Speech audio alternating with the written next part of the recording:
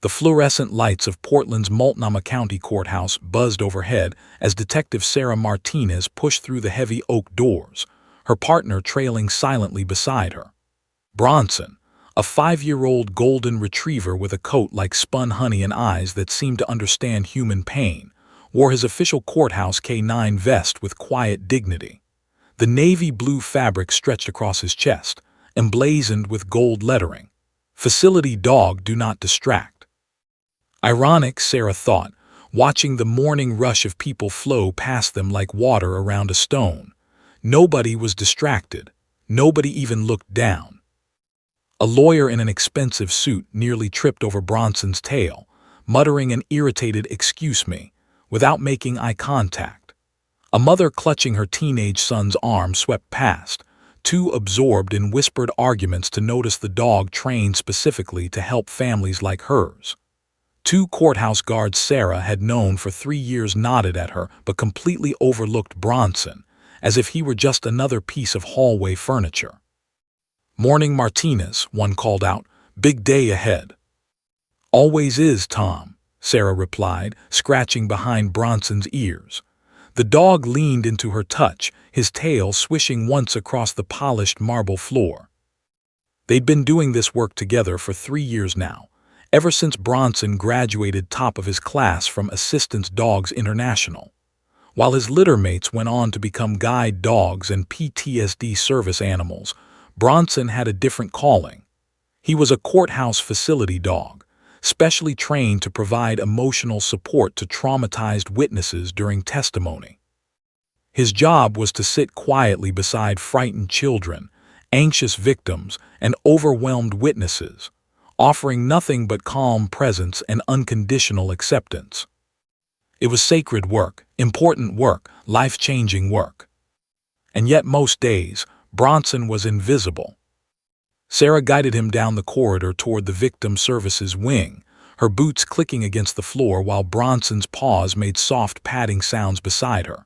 More people rushed past. A cluster of attorneys debated case law, their leather briefcases swinging. A janitor pushed a cleaning cart, headphones blocking out the world. An elderly couple sat on a bench, holding hands with white-knuckled fear about whatever hearing awaited them. None of them saw Bronson, not really. "You'd think a 70-pound golden retriever would be hard to miss," Sarah murmured, more to herself than her partner. Bronson glanced up at her, his expression somehow conveying patient understanding. He didn't work for recognition. He never had. While police K9s got medals and news coverage for drug busts and tracking criminals, facility dogs like Bronson did their work in quiet corners, in trauma-filled rooms, in moments too private and painful for cameras. They turned into the family court wing, where the carpet muffled their footsteps and the walls displayed cheerful artwork meant to calm anxious children. Sarah checked her watch. 8:47 a.m. Their first case wasn't until 10:00, but she always arrived early.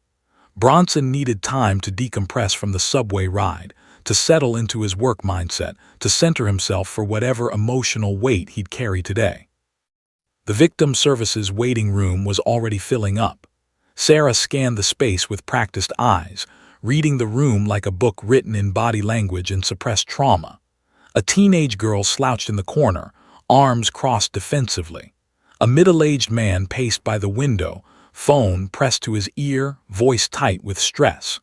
2 women whispered urgently over paperwork spread across a coffee table.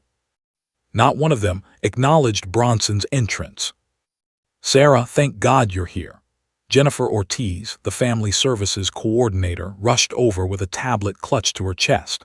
She was young, maybe 26, with the kind of determined optimism that hadn't been crushed by the system yet.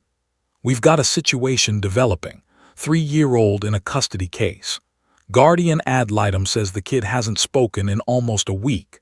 The hearing is at 11:30 and right now she won't even look at anyone." Sarah's stomach tightened. 3 years old, that was young, too young to be caught in the crossfire of adult mistakes. What's the background? Messy divorce. Really messy. Parents have been using the kid as ammunition, each accusing the other of neglect. Child Services investigated both households, found nothing conclusive, so now it's up to the judge. But Emma, that's the little girl, she's completely shut down. Won't eat, won't talk. The psychologist who evaluated her last week said she's displaying signs of severe anxiety and selective mutism. Where is she now? Jennifer gestured toward the far corner of the waiting room, partially hidden by a decorative room divider. With her grandmother. They've been here since 8:00 a.m. trying to prepare her. It's not going well. Sarah knelt beside Bronson, checking his vest, making sure his ID tags were visible. "Okay, buddy," she whispered, looking into those knowing brown eyes. "We've got a tough one today. Little girl who's forgotten how to be brave. Think you can help?" Bronson's tail wagged once, his signal that he was ready. As they walked toward the corner, Sarah felt the familiar tightening in her chest that came before difficult cases. She'd seen what divorce did to children, how it could shatter their sense of safety, make them feel responsible for adult problems, teach them that love was conditional and temporary. At 3 years old, Emma shouldn't know any of that. She should know playgrounds and picture books and the absolute certainty that she was cherished. But life didn't always follow should. They rounded the room divider and Sarah's heart clenched. There, pressed into the corner like she was trying to disappear into the wall itself, sat the smallest child Sarah had seen in months. Emma Chen looked even younger than 3, a tiny figure with dark hair falling across her face, knees pulled tight to her chest, arms wrapped around her legs in a protective ball. Her grandmother sat beside her, one hand hovering helplessly in the air, as if she'd been reaching out but didn't know where to land. "Emma, sweetie, please," the grandmother pleaded softly. "Just try some juice, one sip." The little girl didn't move, didn't blink, didn't respond at all. Sarah took a slow breath and positioned Bronson in the doorway. This was going to take patience. This was going to take time. This was going to take everything Bronson had been trained to give. And somewhere in the back of her mind, Sarah felt it. The electric anticipation that sometimes preceded breakthrough moments. She didn't know why, couldn't explain it, but after 3 years working with Bronson, she'd learned to trust her instincts. Today was going to be different. Today, everyone was about to learn what they'd been missing. Today, the invisible hero would finally be seen. Sarah remained in the doorway, giving Emma space, while Jennifer pulled her aside to explain the full scope of what they were dealing with. The grandmother, Mrs. Helen Chen, kept whispering to the unresponsive child, her voice cracking with desperation that came from 6 days of being shut out by someone she loved. "The parents are Daniel and Michelle Chen," Jennifer began, scrolling through her tablet with shaking fingers. "Married 8 years, separated 14 months ago. Emma's their only child. According to the case file, the marriage was solid until Daniel's company transferred him to Seattle. Michelle didn't want to leave Portland. Her entire family's here, her career, everything. They tried long distance for 3 months, but..." She trailed off with a gesture that said it all. "Let me guess," Sarah said, "it got ugly." Uglier than most. Daniel accused Michelle of refusing to compromise. Michelle accused Daniel of choosing his career over family. The arguments escalated. Lawyers got involved. Then, Jennifer's voice dropped to barely a whisper. They started using Emma as leverage. Sarah's jaw tightened. She'd seen this pattern too many times. Parents so consumed by hurt and anger that they forgot the collateral damage. What kind of leverage? Daniel would schedule his visitation weekends, then cancel last minute, claiming work emergencies. Emma would be dressed and waiting by the door for hours. Michelle started bad-mouthing Daniel in front of Emma, telling her that Daddy didn't love them anymore. Daniel retaliated by fighting for full custody, claiming Michelle was poisoning their daughter against him. Michelle countered with her own custody petition. It's been a year of legal warfare. "And Emma's caught in the crossfire," Sarah finished grimly. "Exactly. The guardian ad litem, that's Rebecca Patterson, she's in court filing motions right now, says Emma's personality has completely changed. She used to be outgoing, talkative, always singing. Now she barely speaks. She's having nightmares every night, wetting the bed, refusing food. Her pediatrician documented weight loss, 4 pounds in 6 weeks, which is significant for a child her size. Sarah glanced back at Emma's tiny form curled in the corner. 4 pounds. On a 3-year-old who probably weighed 35 pounds soaking wet, that was alarming. What triggered the mutism? Jennifer's expression darkened. Last Monday, Emma was supposed to transition from Michelle's house to Daniel's for his week.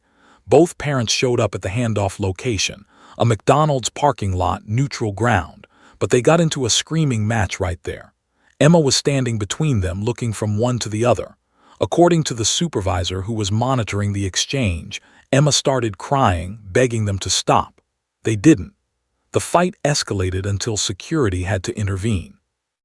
Emma became hysterical, screaming, hyperventilating. When she finally calmed down an hour later, she just stopped talking.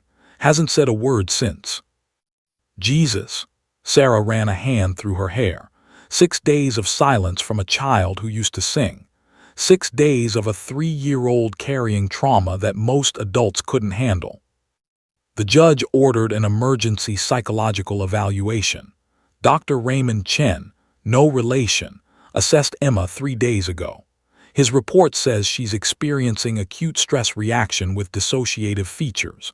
She's essentially shutting down as a protective mechanism. The trauma of witnessing her parents' conflict, combined with the chronic stress of the custody battle, has overwhelmed her coping abilities. Can she even participate in today's hearing? That's the problem. Judge Morrison needs to interview Emma. It's standard procedure in contested custody cases involving children over 3. The judge wants to understand Emma's feelings, her attachment to each parent, her preferences for living arrangements. But Emma can't express any of that if she won't speak. Sarah watched as Mrs. Chen tried again, pulling out a small stuffed bunny from her bag. "Look, sweetie, Mr. Hoppy wants to say hello." She made the bunny hop across the carpet toward Emma's feet. The little girl's eyes flickered toward it for a microsecond, then away. No other reaction. The bunny sat abandoned, ignored. "The grandmother's been her primary support?" Sarah asked. "Michelle's mother, yes. She's been taking care of Emma during the week while Michelle works. She's desperate. You can see it. She told Rebecca this morning that she's never seen Emma like this. Even as an infant, Emma was happy, responsive. This is completely out of character." Bronson had been sitting patiently beside Sarah, observing the scene with the focused attention that made him exceptional at his job. Now he made a small sound, not quite a whine, more like a question. Sarah knew what he was asking. "Can I help?" "Not yet, buddy," she murmured, placing a hand on his head. "We need more information first." Jennifer checked her watch. The parents will be arriving separately in about 45 minutes. Daniel's flying in from Seattle. His attorney managed to get a continuance last month, but today's hearing is mandatory. Michelle's already in the building, meeting with her lawyer on the 3rd floor. Rebecca will be back any minute to brief everyone. "What's the best-case scenario here?" Sarah asked, though she suspected she already knew the answer. "Honestly, that Emma somehow finds her voice before 11:30, that she can sit in that courtroom and tell Judge Morrison what she needs. The judge is fair, but she can't make custody decisions in a vacuum. She needs to hear from Emma, even if it's just basic yes or no responses. Without that, she'll default to splitting custody 50-50, which means Emma shuttling between Portland and Seattle every other week. And based on Dr. Chen's evaluation, that level of instability could cause permanent psychological damage." The weight of that statement hung in the air. A 3-year-old's entire future, her emotional well-being, her sense of security, all hanging on whether she could overcome her trauma enough to speak in the next few hours. "What interventions have been tried?" Sarah asked, slipping into professional mode. Jennifer consulted her tablet. Dr. Chen tried play therapy during the evaluation. Emma wouldn't engage. The child life specialist tried art therapy yesterday. Emma refused to hold the crayons. Mrs. Chen has been trying every comfort object Emma's ever loved, the bunny, a blanket, her favorite storybook. Nothing works. She just sits there, blank and unreachable. Sarah looked at Bronson, then back at the small figure in the corner. They'd handled difficult cases before. Teenagers who'd witnessed violence. Children removed from abusive homes. Victims of accidents and crimes. But there was something particularly heartbreaking about a 3-year-old who'd loved her parents so much that watching them destroy each other had broken her voice. "All right," Sarah said, making a decision. "Let me talk to Mrs. Chen, get her permission to try. But Jennifer, I need you to understand, this might not work. Bronson is incredible at what he does, but he's not magic. If Emma's trauma is this severe, she might not be ready to connect with anyone, even him." "I know," Jennifer said quietly, "but right now he's our best hope, our only hope really." Sarah straightened her shoulders and walked toward the corner, Bronson keeping perfect pace beside her. As they approached, Mrs. Chen looked up, her eyes red-rimmed and desperate. She saw Sarah's uniform, the official badge, and her expression flickered with confused hope. "Mrs. Chen," Sarah said gently, "I'm Detective Martinez, this is Bronson, we're here to help." The grandmother's gaze finally dropped to the golden retriever and something in her face crumbled. "A therapy dog," she whispered. "You think a dog can reach her?" Sarah knelt down, putting herself at eye level. "I think Bronson can do what humans can't right now, offer comfort without expectations. He won't ask her to talk, won't ask her to be brave. He'll just be present. Sometimes that's exactly what a hurting child needs." Mrs. Chen looked at her granddaughter, then back at Bronson. Tears spilled down her cheeks. "Please," she breathed, "please try. I can't lose her like this. I can't watch her disappear."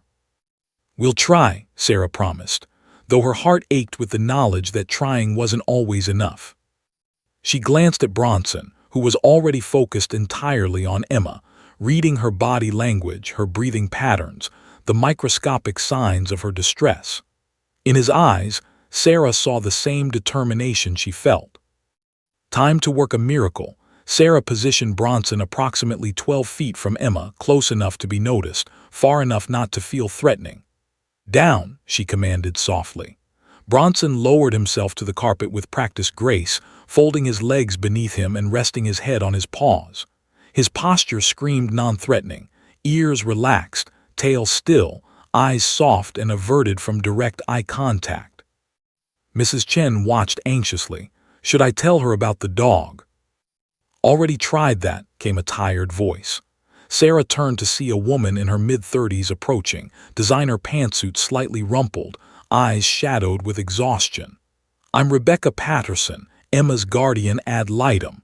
I mentioned therapy dogs during our evaluation session. Emma didn't even look up." Sarah nodded, unsurprised.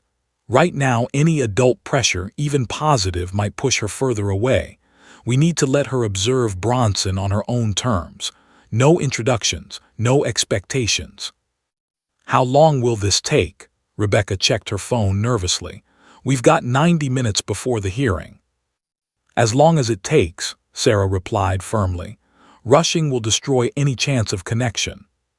She moved to a chair against the opposite wall, deliberately putting distance between herself and Bronson. Jennifer joined her, tablet clutched anxiously. 2 other families in the waiting room glanced over briefly. One man muttered therapy dog to his companion, then returned to their own crises. Within 30 seconds, Bronson might as well have been invisible again. But Sarah wasn't watching the adults. She was watching Emma. The little girl remained frozen in her corner, knees pulled to chest, face hidden behind a curtain of dark hair. But Sarah noticed something the others missed. Emma's breathing had changed. The shallow, rapid pants of panic had slowed fractionally. Her right hand, previously clenched in a white-knuckled fist against her leg, had loosened slightly. Bronson noticed too. His left ear twitched once toward Emma, tracking her without moving his head. He was reading her the way most people read books, absorbing every microsignal, every shift in energy, every flicker of emotion. 5 minutes passed, then 10. Mrs. Chen fidgeted with her purse strap. Maybe this isn't. Wait, Sarah interrupted gently. Look at her left hand. Emma's fingers had emerged from their protective ball. They rested on her knee now, no longer gripping with desperate tension. Her face remained hidden, but the rigidity in her spine had softened by perhaps 5 degrees. 15 minutes. Rebecca's phone buzzed. She glanced at it and winced. Daniel just arrived. He's on the second floor with his attorney. Michelle's team is requesting a pre-hearing conference. The judge's clerk says Morrison wants everyone in chambers by 11:15. Noted, Sarah said, not taking her eyes off Emma. Across the room, Bronson shifted his weight almost imperceptibly, settling deeper into the carpet. To anyone else, it looked like simple comfort-seeking. But Sarah recognized the tactical repositioning. He was making himself even less threatening, even more stationary, communicating through stillness that he was safe. 20 minutes. Emma's head turned. Just a fraction of an inch. Just enough that one eye peeked through the hair curtain, darting toward the golden shape across the room, then immediately away. Sarah's heart jumped, but she kept her expression neutral.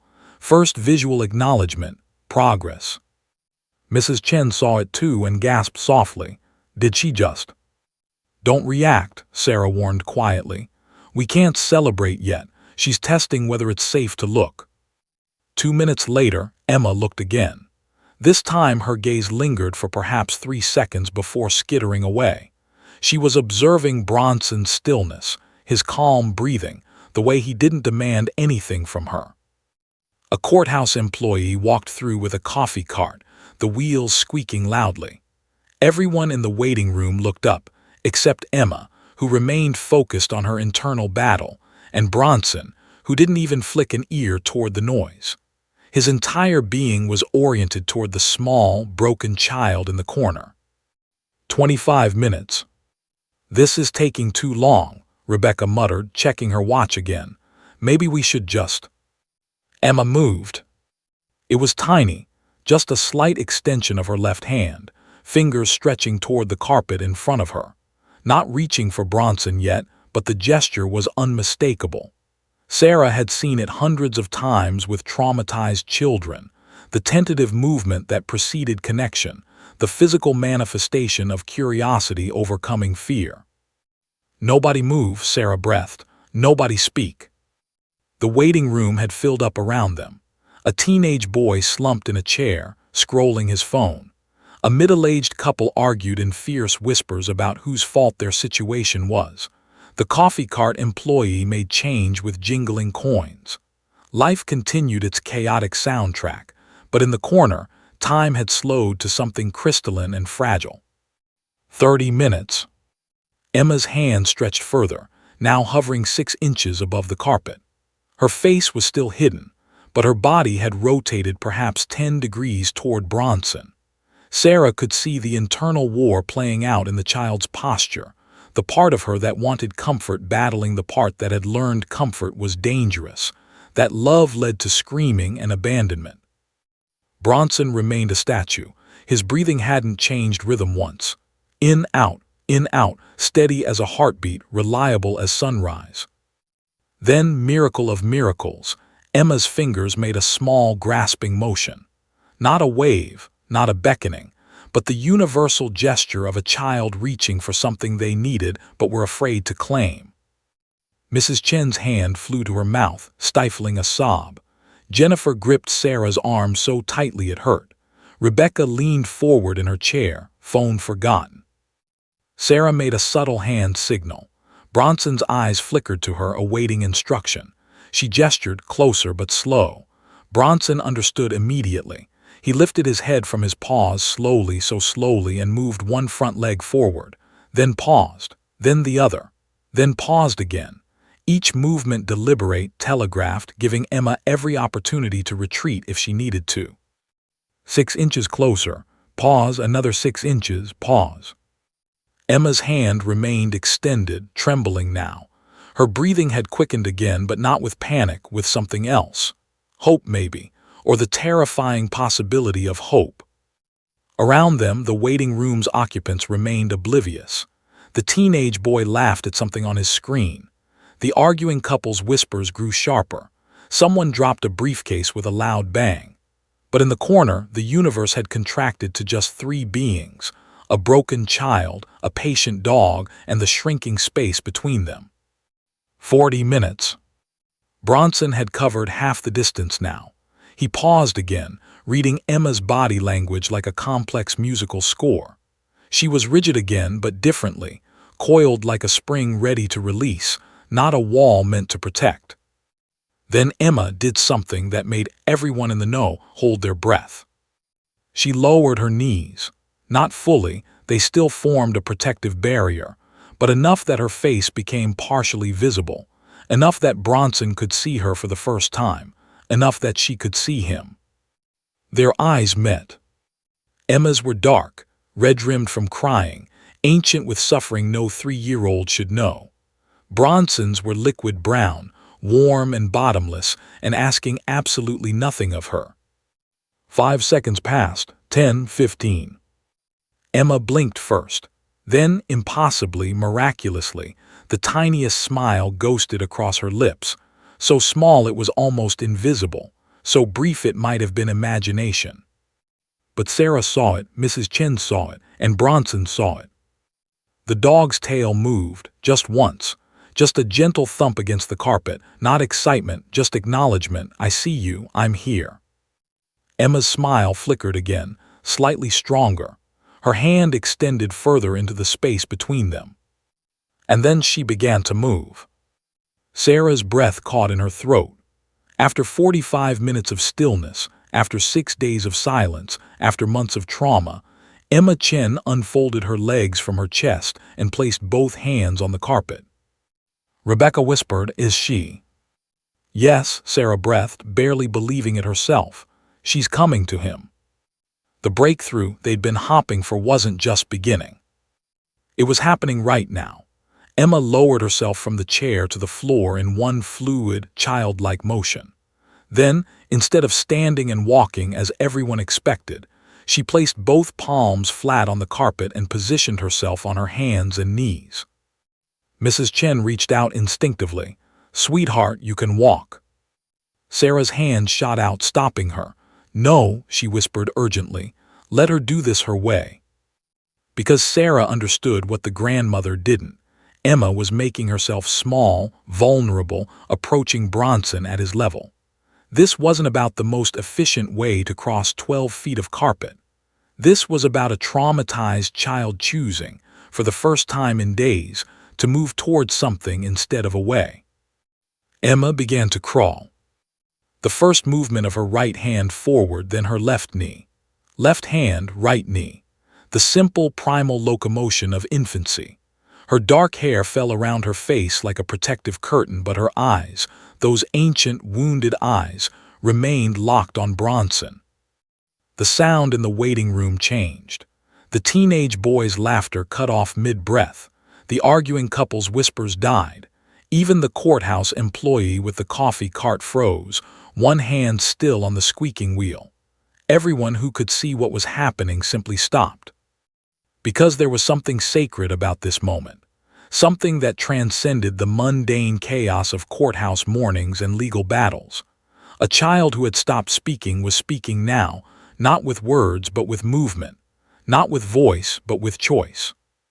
Emma crawled 6 inches, then 12, then 2 feet.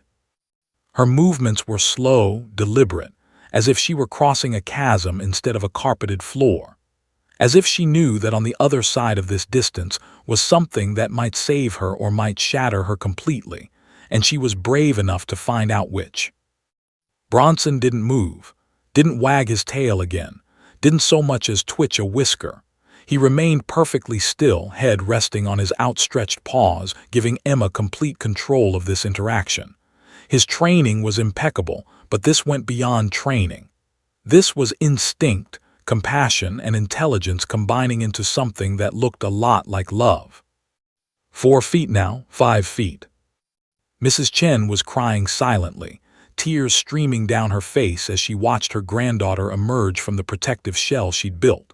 Rebecca had both hands pressed against her mouth.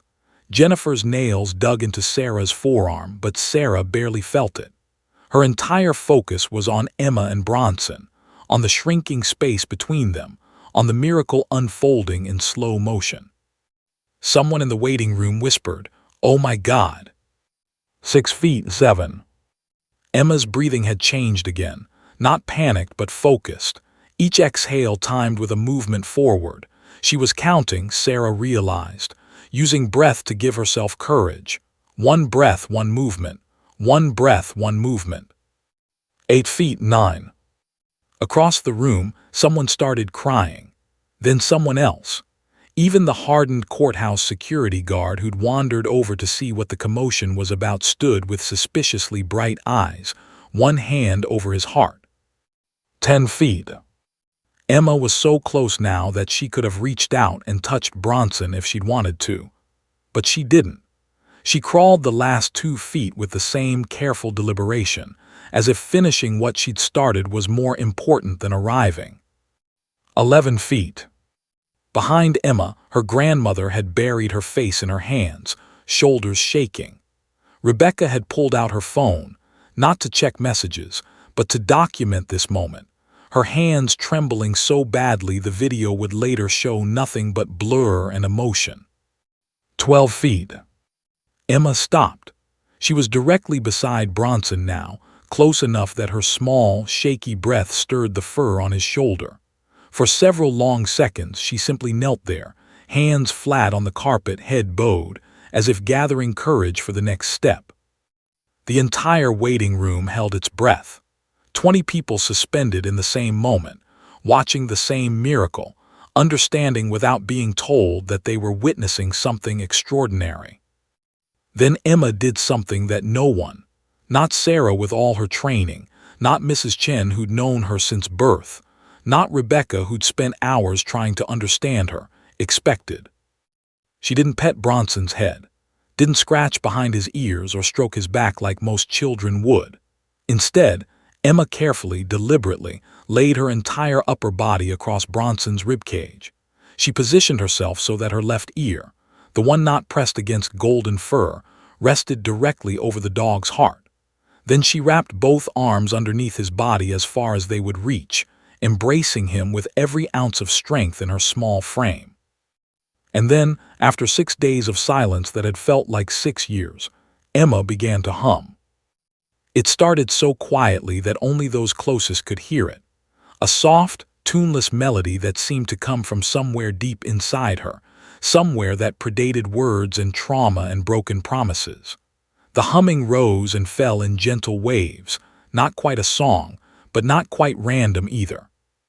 Mrs. Chen's gasp was audible across the room. "That's," her voice broke, "that's Michelle's lullaby, the one she used to sing when Emma was a baby, before everything fell apart." The sound of that humming, fragile and brave and heartbreakingly innocent, shattered what remained of everyone's composure. The security guard turned away, wiping his eyes. The teenage boy who'd been glued to his phone sat frozen, tears streaming down his cheeks. The arguing couple had stopped mid-fight, their petty grievances suddenly small in the face of this child's pain and courage. Bronson, for his part, did something that still makes Sarah tear up when she tells the story years later. He adjusted his breathing.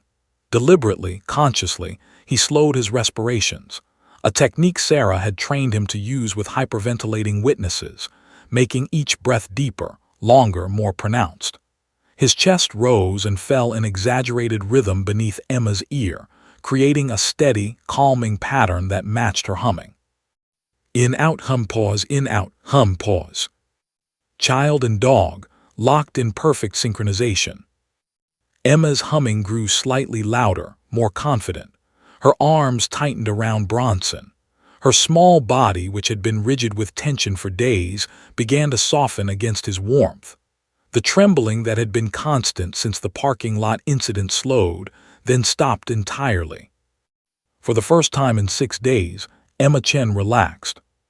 Sarah watched through blurry vision as the little girl's shoulders dropped, as her breathing deepened, as her fingers uncurled from their desperate grip and simply rested in Bronson's fur. The dog didn't move except for that deliberate breathing, that steady heartbeat, that presence which asked for nothing and offered everything. 3 minutes passed like this. Then 5. The humming continued, occasionally breaking for a breath before resuming. Sometimes it sounded like Michelle's lullaby. Sometimes it morphed into something else, maybe a song from daycare or a tune from a cartoon, or perhaps just the music that lived in Emma's heart before adults taught her about divorce and custody battles and loyalty tests. At the 7-minute mark, Emma shifted slightly. Not pulling away but adjusting her position for comfort, the way a child nestles against a parent. Her humming had become almost conversational, as if she were telling Bronson stories that only he could understand. And maybe he could, because Bronson's tail, which had remained still this entire time, finally moved. Just the tip at first, a gentle acknowledgement. Then a slow, steady wag that seemed to say, "I hear you. I understand. You're safe now." Mrs. Chen had come closer, kneeling on the carpet 6 feet away, not wanting to interrupt but unable to stay distant. "Emma," she whispered, her voice thick with hope and fear. The humming paused. Emma's body tensed slightly, that old protective instinct kicking in. But then Bronson took one of his deep, exaggerated breaths, and Emma relaxed again. Her humming resumed, softer now but unmistakable. Sarah checked her watch. They'd been at this for nearly an hour total. The hearing was in 40 minutes. They needed to know if this breakthrough extended beyond Bronson, if Emma could carry this newfound peace into the courtroom. She caught Rebecca's eye and mouthed, "Wait." Rebecca nodded, then held up her phone. She'd been texting frantically. Judge Morrison had been informed. The hearing could be pushed back 30 minutes if needed. Daniel and Michelle had been told to wait in separate rooms. The last thing Emma needed was to see them together. Sarah turned back to the scene before her. This child and this dog, locked in an embrace that transcended species and spoke to something fundamental about healing and trust, and the courage it takes to try again after betrayal. And then, after 63 minutes of silence broken only by humming, Emma Chen spoke.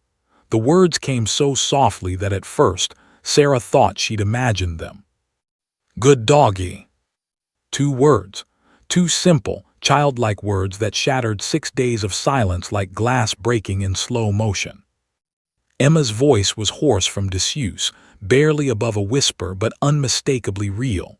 Her face remained pressed against Bronson's chest, her arms still wrapped around him but her lips had moved. Sound had emerged. The wall had cracked. Mrs. Chen collapsed onto the carpet, both hands covering her mouth as sobs racked her body.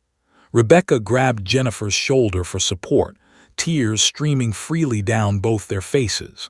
The security guard actually stumbled backward, one hand reaching for the wall to steady himself. "Did she?" someone whispered.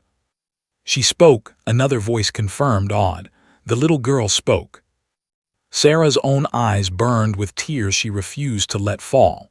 Not yet. There was still work to do. Emma had taken the first step, but they needed to know if she could take the second, the third, the 100th. They needed to know if this breakthrough was real or just a momentary flicker before the darkness returned. Bronson's response was perfect. His tail wagged twice, slow, deliberate movements that acknowledged Emma's words without overwhelming her with excitement. His breathing remained that same steady, calming rhythm. His body stayed relaxed, providing the safe harbor Emma so desperately needed. 30 seconds passed, a minute. Then Emma spoke again, louder this time. Still muffled against Bronson's fur, but clear enough that everyone in the waiting room could hear. "Soft doggy." Mrs. Chen made a sound between a laugh and a sob. "Yes, baby. Yes, he's so soft." Emma's fingers moved through Bronson's coat, exploring the texture she'd been clinging to. Her humming had stopped, replaced by something even more precious: words. Communication. Connection. "Warm," Emma whispered, Then after another pause, "Nice warm doggy." Sarah caught Rebecca's eye and nodded slightly. This was real. This was happening. Whatever magic Bronson possessed, whether it was training or instinct or simply the pure-hearted compassion that some creatures are born with, it was working. Jennifer was frantically texting updates to Judge Morrison's chambers.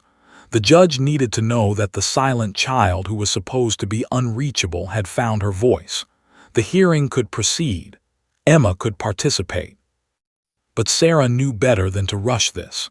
The voice had returned, yes, but trust was still fragile. They needed to build on this foundation carefully, brick by brick, word by word. "Emma," Sarah said softly, keeping her own voice gentle and low. "My name is Sarah. I'm Bronson's friend." Emma's body tensed slightly at the new voice, but she didn't pull away from Bronson. Progress. "Bronson likes you very much," Sarah continued. "He can tell you're a very special girl." Several seconds of silence, then barely audible, "He's special too."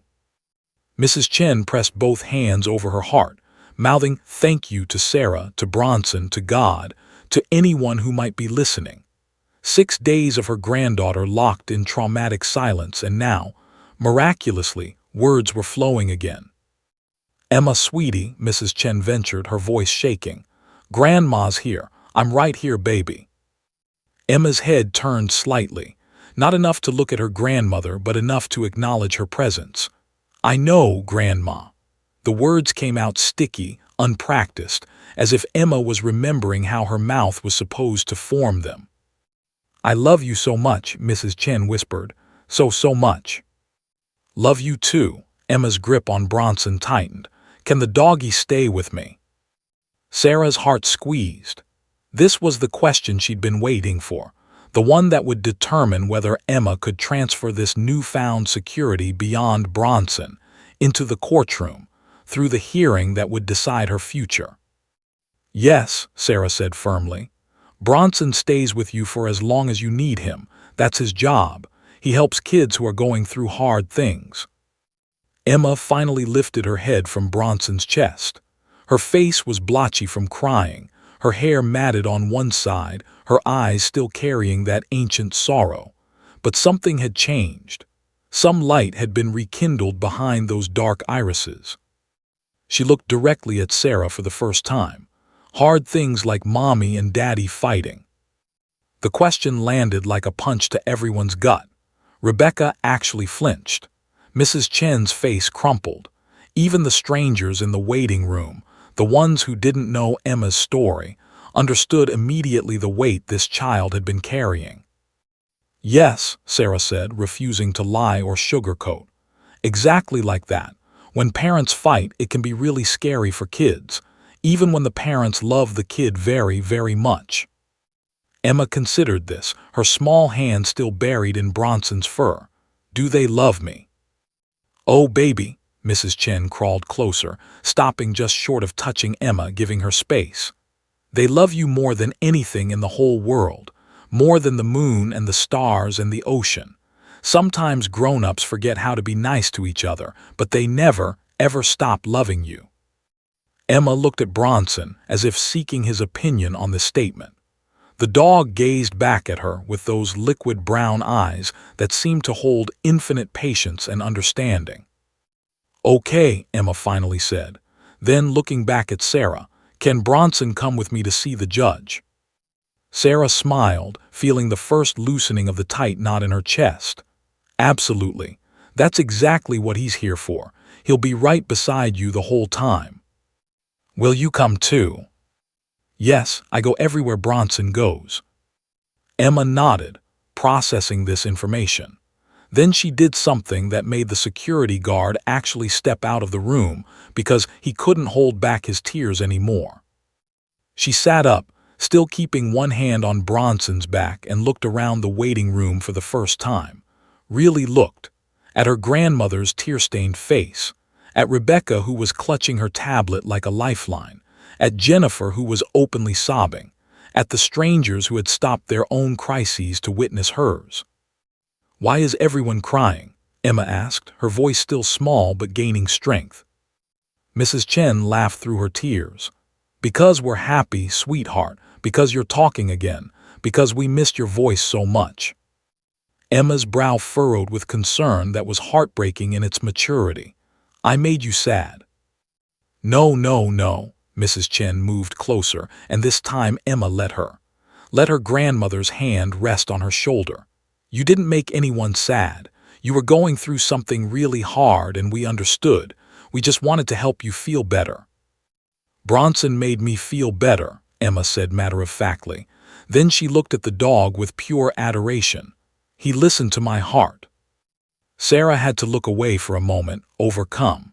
In all her years working with Bronson, she'd seen him help dozens of children, but she'd never heard anyone articulate so perfectly what he did. He listened to hearts. He heard the things that couldn't be spoken aloud. Yes, he did, Sarah managed. And now, if you're ready, Bronson wants to help you do something very brave. There's a judge. Her name is Judge Morrison, who needs to hear from you. Not about scary things, just about what would make you feel happy and safe. Do you think you could do that if Bronson is right beside you? Emma looked at the dog again. Bronson, as if understanding the question, placed one large paw on Emma's knee, a gesture of solidarity, of partnership. Emma placed her tiny hand on top of his paw. Her voice, when it came, was stronger than it had been since she'd started speaking. Okay, I can be brave if Bronson's there. Rebecca was already texting. She's ready, we're coming up. Mrs. Chen helped Emma to her feet, but the little girl immediately dropped back down to walk beside Bronson, her hand tangled in his vest. She wasn't ready to be far from him. Might never be ready, at least not today. And that was okay. That was perfect, actually. Because in 15 minutes, Emma Chen would walk into Judge Morrison's courtroom, not alone, not silent, not broken, but held together by the unconditional presence of a dog who had listened when no one else could hear. The invisible hero was about to change everything. Judge Patricia Morrison had presided over family court for 23 years. She'd seen everything, or thought she had. Parents who used their children as weapons. Teenagers who'd rather go into foster care than choose between their families. Toddlers who screamed through entire proceedings. But she'd never seen anything quite like the small procession that entered her courtroom at 11:47 a.m. Emma Chen walked slowly through the heavy wooden doors, her right hand buried so deeply in a golden retriever's fur that her knuckles had turned white. Behind her, Detective Martinez kept pace, and behind them, the grandmother, the guardian ad litem, and a courthouse coordinator who'd insisted on witnessing this moment. Judge Morrison had been briefed on Emma's breakthrough. The text from Rebecca had been flowing for 20 minutes, but seeing it was different. This tiny child who, according to reports, hadn't spoken in 6 days, was now whispering steadily to the dog beside her. Big room, Emma murmured. Lots of chairs, Bronson. The dog's tail wagged once, as if agreeing. Judge Morrison rose from her bench, an unusual gesture that acknowledged the significance of what she was witnessing. Ms. Chen, she said gently, welcome to my courtroom. And who is your friend? Emma looked up at the judge, and for a moment fear flickered across her small face. But Bronson pressed against her leg and the fear receded. This is Bronson. He's a good doggy. He helps kids who have hard things. The judge felt an unexpected tightness in her throat. In 2 decades of family law, she developed armor against emotional manipulation. But this wasn't manipulation. This was pure, unfiltered childhood honesty. He sounds like a very special dog, Judge Morrison said, descending from her bench to kneel at Emma's level. Another break from protocol, but some moments demanded humanity over procedure. Would you like Bronson to sit with you while we talk? Emma nodded vigorously. He promised. Miss Sarah promised too. Then he absolutely will. The judge glanced at Sarah, who nodded confirmation, then turned to her bailiff. Jim, I want that witness chair moved closer to my desk, and bring one of the comfortable chairs from Chambers, one big enough for a child and a dog. While the bailiff rearranged the courtroom, the lawyers filed in. Daniel Chen entered from the left door, his expensive suit rumpled from the flight from Seattle. His eyes went immediately to Emma, and his face transformed, relief, joy, and heartbreak warring across his features. "She's talking," he whispered to his attorney, who nodded. Michelle Chen entered from the right door, her makeup impeccable but her hands shaking. When she saw Emma standing with Bronson, her carefully constructed composure shattered. "Oh my God," she breathed. "Oh, baby." Emma saw both parents simultaneously. Her body went rigid. The hand in Bronson's fur clenched tighter. For 3 terrible seconds, everyone thought she might shut down again, might retreat back into that protective silence. But then Bronson did something extraordinary. He moved his body slightly, positioning himself between Emma and her parents' direct line of sight, not blocking them completely but creating a buffer, a shield. Emma looked down at him, and he looked back with those endless brown eyes. "It's okay," Emma whispered to him. "They're here, but you're here too." Judge Morrison made a split-second decision that would later be cited in family court reform discussions across the country. "Mr. and Mrs. Chen," she said firmly, "I'm going to ask you both to sit in the gallery today rather than at counsel tables. Your attorneys will represent you. I need Emma to feel as comfortable as possible." Both parents started to protest. This was their custody hearing, after all, but their attorneys quickly intervened, recognizing the judge's wisdom. Daniel and Michelle moved to opposite ends of the public seating, neither close enough to intimidate their daughter. The comfortable chair arrived, a large leather armchair from the judge's chambers. Sarah helped Emma climb into it, and Bronson immediately jumped up beside her, arranging himself so that Emma could lean against his solid warmth. The little girl tucked herself into the curve of the dog's body like she was settling into the world's safest nest. Judge Morrison returned to her bench, looking down at the small child who held the future of this family in her 3-year-old hands. "Emma, my job is to make sure you're happy and safe. I need to ask you some questions, and you can answer them however you want. If you need to take a break, just tell Bronson and he'll let me know. Okay?" Emma nodded, her cheek pressed against Bronson's shoulder. "First question, do you love your mommy and daddy?" "Yes," the word came immediately, without hesitation. "Do you know that they both love you?" Emma paused, her fingers working through Bronson's fur. "Grandma says they do. Bronson thinks they do too." Judge Morrison's lips quirked slightly. "And what do you think?" "I think," Emma's voice wavered, "I think they love me, but they forgot how to love each other, and that makes them yell. And the yelling is so loud it makes my ears hurt and my tummy hurt and my heart hurt." In the gallery, Daniel Chen buried his face in his hands. Michelle's shoulders shook with silent sobs. Their attorneys sat frozen, realizing that this child had just articulated the core problem more clearly than months of legal arguments had managed. Judge Morrison leaned forward, her voice infinitely gentle. "The yelling hurts you." "It's so scary." Emma's voice dropped to barely a whisper. "When they yell, I think maybe they'll stop loving me too. Maybe I'll be next." The courtroom was utterly silent, except for the sound of adults trying not to weep. "In the parking lot," Emma continued, words tumbling out now like water from a broken dam. "They were yelling so loud and I was in the middle and I kept saying stop, stop, stop, but they didn't hear me. They couldn't hear me because the yelling was too loud, so I stopped talking too. If they couldn't hear me anyway, why use words?" Judge Morrison gripped her gavel to steady her hands. In 23 years, she'd never heard a more devastating explanation of childhood trauma. "But Bronson heard me," Emma said, looking at the dog with complete trust. "Even when I didn't use words, he heard my heart. Miss Sarah says that's his special power." "It certainly is," the judge managed. "Emma, if I could make it so the yelling stopped, would you like that?" "Yes, please." Emma sat up straighter, hope lighting her face. "Can you make a rule, a no-yelling rule?"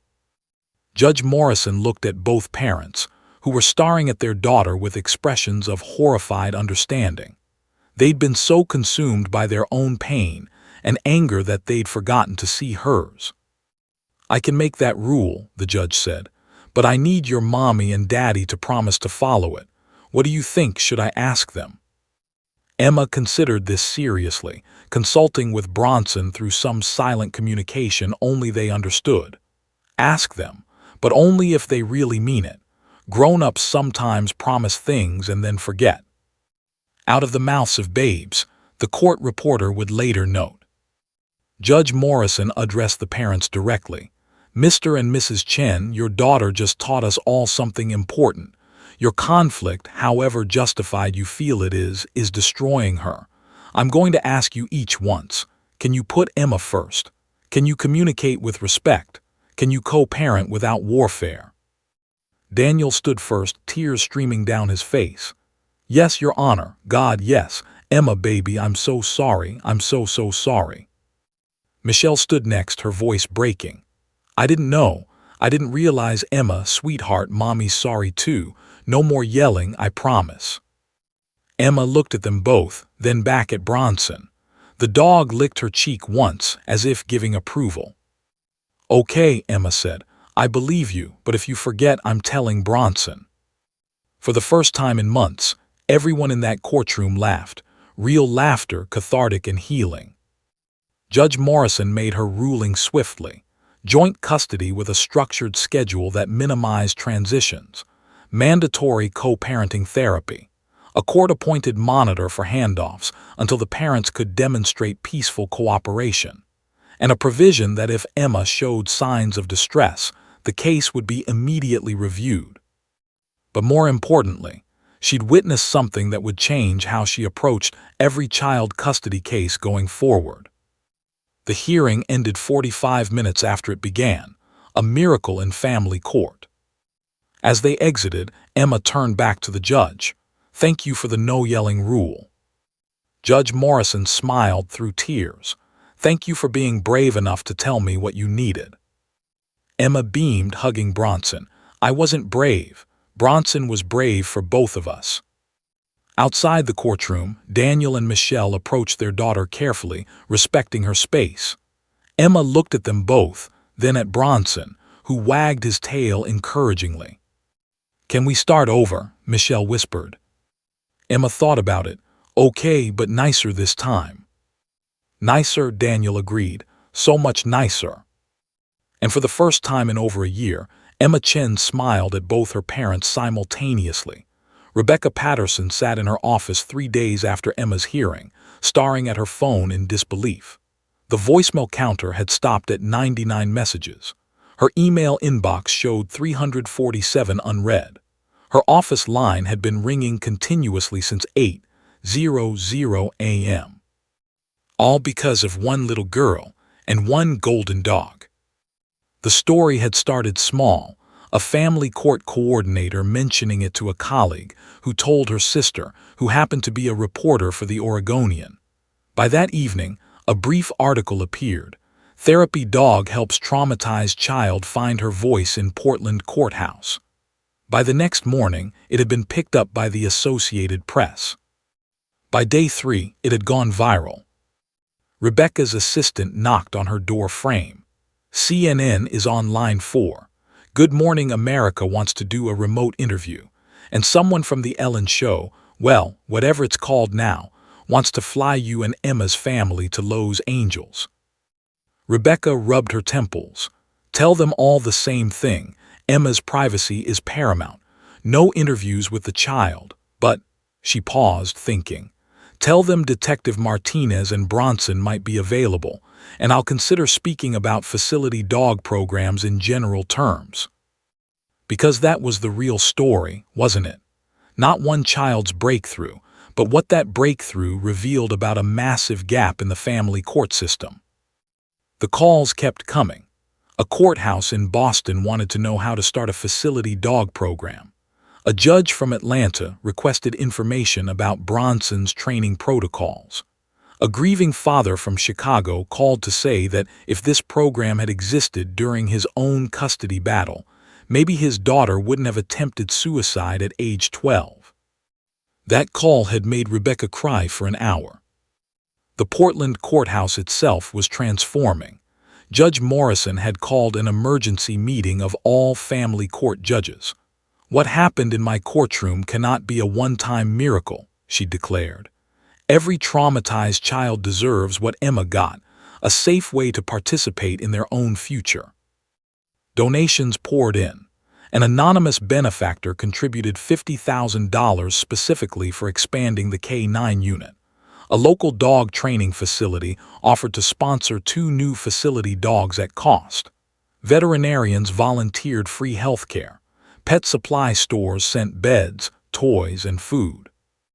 Within a week, the courthouse had commitments for 4 additional facility dogs. Sarah Martinez found herself thrust into an unfamiliar spotlight. She'd always preferred working behind the scenes, but suddenly she was fielding interview requests from major news networks, parenting magazines, and legal journals. Bronson, for his part, seemed entirely unbothered by his celebrity status, more interested in his tennis ball than his Instagram followers.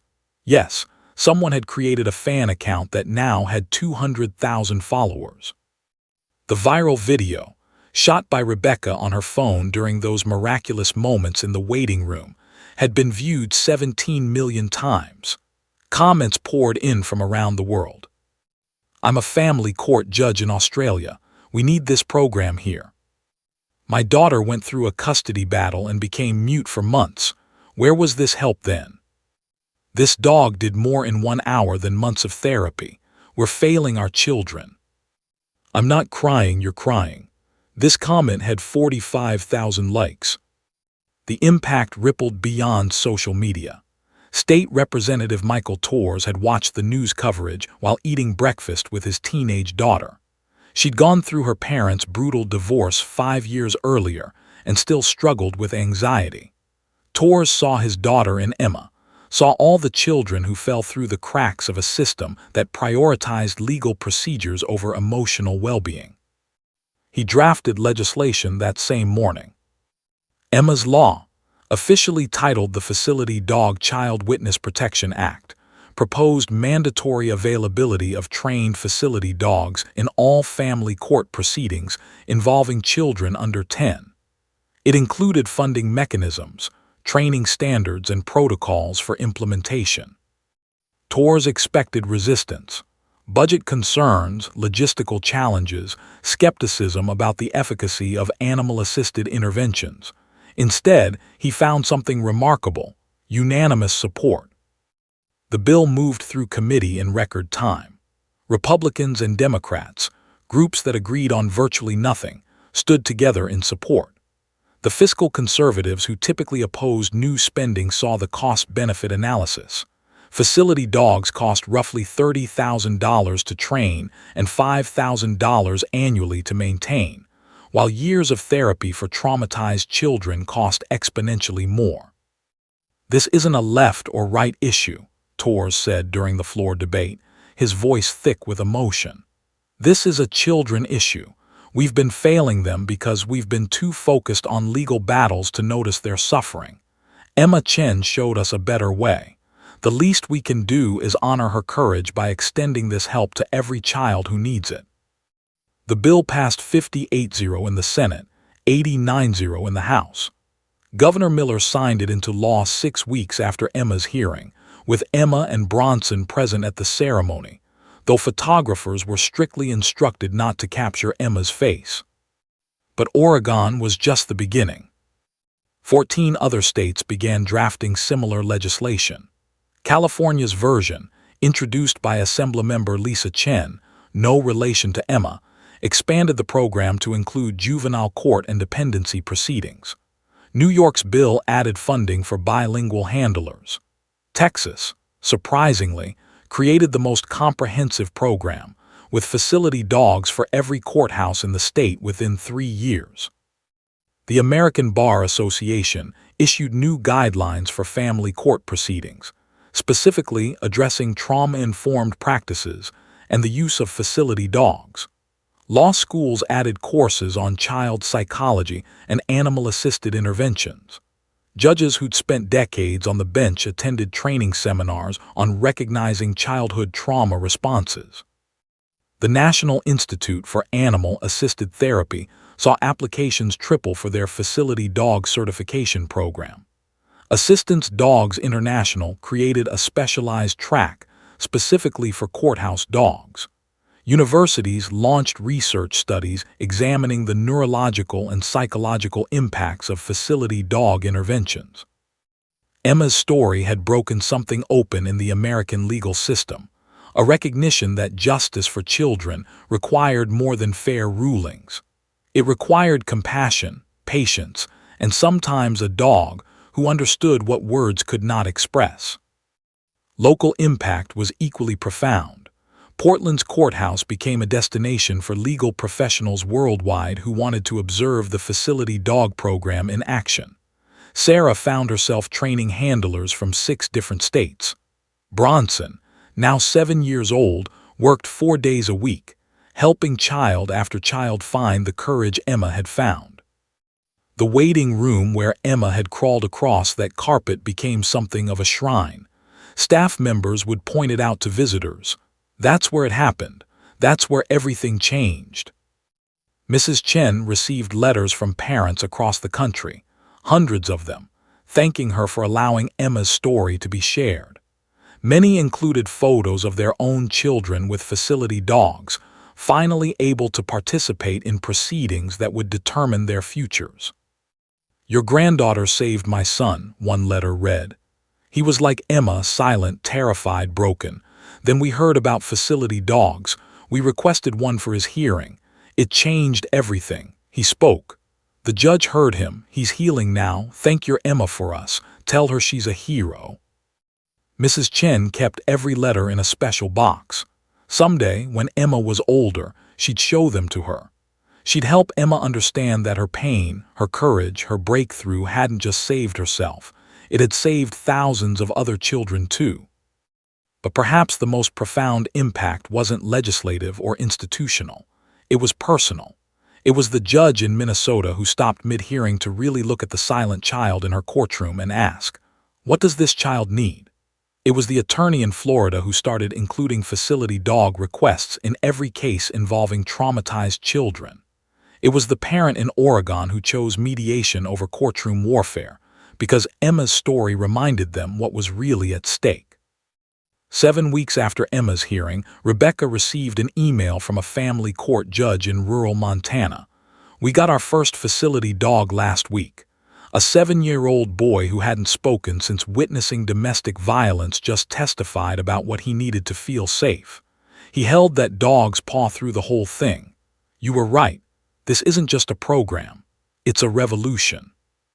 Rebecca forwarded the email to Sarah, who showed it to Bronson, who wagged his tail once and went back to sleep. Because for Bronson, it had never been about revolution or legislation or viral fame. It had always been about one child at a time, one heart at a time, one moment of courage at a time. Emma had been the one to show the world what he'd been doing all along. 2 years and 4 months after that transformative day in the courthouse, Emma Chen sat cross-legged on her kindergarten classroom floor, reading aloud to a circle of enraptured classmates. Her voice was clear and confident, stumbling only occasionally over bigger words. Mrs. Anderson, her teacher, watched with quiet pride, remembering the intake forms that had warned about selective mutism and severe anxiety. That little girl was gone. This Emma was bright, social, and remarkably resilient. At home, Emma's life had found a rhythm that would have seemed impossible during those dark months of her parents' war. Monday through Wednesday, she lived with her mother in their Portland townhouse. Thursday through Sunday, she stayed with her father, who had relocated back to Portland, taking a position that paid less but kept him near his daughter. The transitions happened peacefully now, often with both parents present, chatting cordially about Emma's achievements and challenges. "She got the lead in the class play," Michelle told Daniel during a recent handoff, genuine warmth in her voice. "She's playing a sunflower who learns to grow." Daniel had beamed. That's our girl, always growing. They weren't friends exactly. The wounds were too deep for that. But they'd become something better, cooperative co-parents who put their daughter's well-being above their own egos. The court-mandated therapy had helped, but mostly it was remembering Emma's small voice saying, "I think they forgot how to love each other, and that makes them yell." Neither wanted to be the parent who made their daughter speak those words again. Emma's room at her mother's house featured a bulletin board covered with drawings, mostly of dogs. Her room at her father's house had a bookshelf dedicated to picture books about golden retrievers, because Emma Chen had never forgotten the dog who'd hurt her heart when her voice had vanished.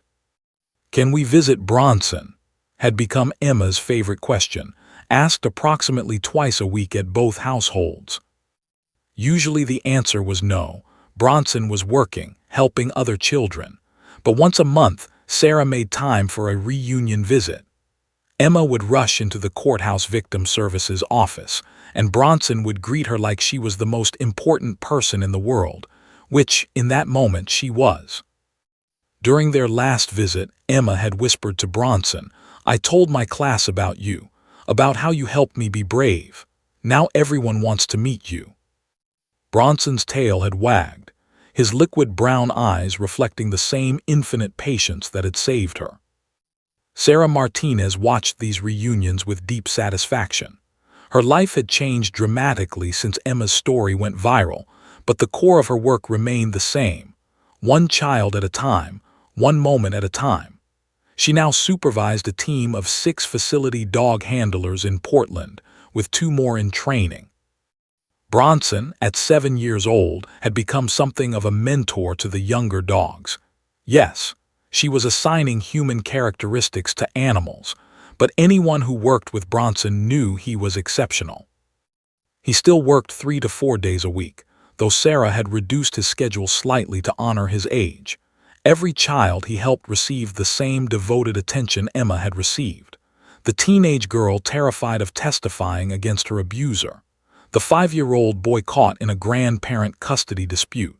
The 8-year-old whose father had died, leaving confusion about guardianship. Bronson helped them all. Sarah kept a folder in her desk, hundreds of letters from families whose lives Bronson had touched.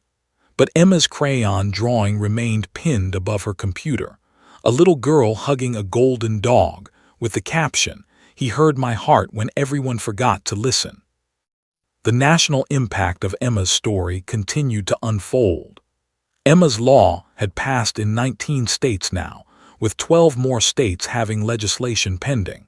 Over 300 courthouses nationwide had implemented facility dog programs. The initial resistance from budget-conscious officials had evaporated when data started coming in. Children who participated in proceedings with facility dogs present showed 73% reduction in trauma symptoms compared to control groups. Court proceedings were 40% shorter on average.